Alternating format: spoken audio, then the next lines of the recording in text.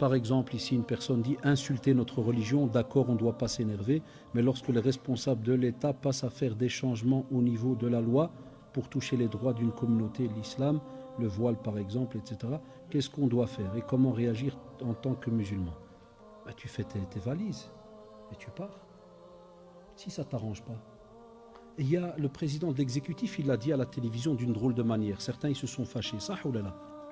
Quand il a dit si quelqu'un n'est pas d'accord, par exemple, il peut retourner chez lui. C'est vrai, il a dit d'une manière un peu dure. Ça a choqué certains. Mais quand tu reprends la phrase d'une certaine manière, elle existe chez nous en islam. La hijra, pourquoi elle a été imposée? Pourquoi le prophète sallallahu a envoyé un premier groupe? Je l'ai dit tout à l'heure. Pourquoi il a envoyé un premier groupe? Pourquoi il a renvoyé après le deuxième groupe? Alash.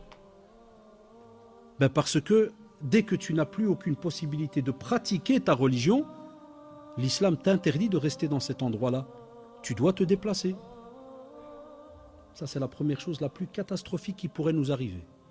Après, chers frères ou chères sœurs, tu me dis l'État vote des lois contre le hijab ou ceci ou cela. Qu'est-ce que tu crois? T'es au Maroc ou là?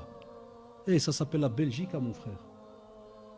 C'est pas un pays musulman. Il y a des musulmans, ils sont incroyables. Ils croient que parce qu'ils sont en Belgique, ils vont recevoir toutes les lois de l'islam. S'il y a des choses que c'est pas normal. Tu n'es pas dans un pays musulman, donc il est tout à fait normal que ceux qui ne sont pas musulmans votent des lois qui les arrangent. Après, il y a des petites contradictions, ça je comprends les jeunes. Tu dis, ouais, mais ils disent les droits de l'homme. Mais c'est quand tes droits ils commencent, matraf, stop. C'est un autre sujet.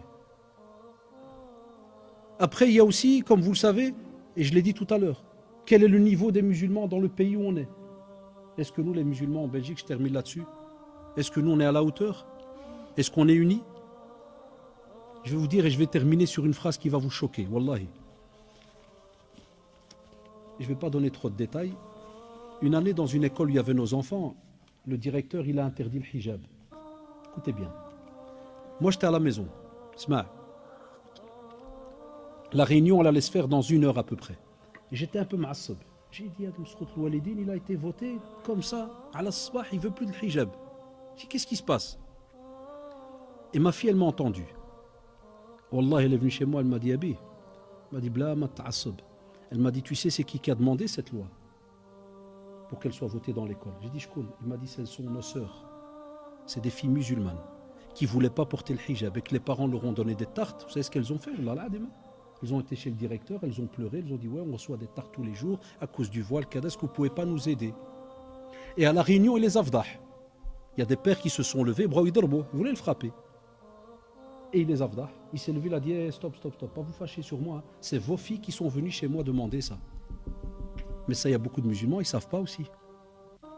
Donc on a de tout. Il ne faut pas toujours jeter la balle de l'autre côté. Hein.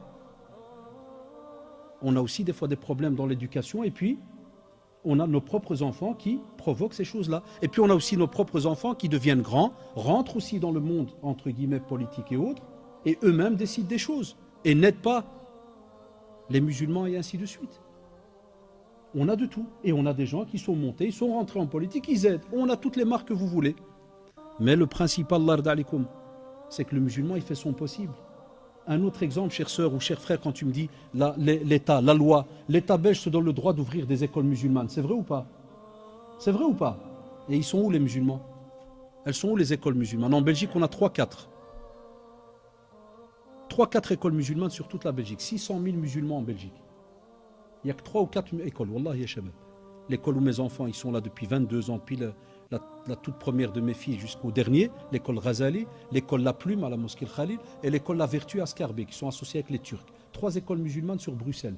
1 ou 2 non confessionnelles, une à Arronne et 2-3 à Charleroi. Ça, il faut le dire, c'est des vérités. Où sont les écoles musulmanes? Donc tu critiques la loi, mais la loi elle te dit ouvre tes écoles, tu veux ton hijab, fais ton école, yallah. Mais on ne veut pas. Quand il y a des projets, il n'y a personne qui veut. Voilà. Fallah jazikoum bi khair pour votre écoute, pour votre patience. Allahumma arina al-haqqa haqqan warzuqna ittiba'ah.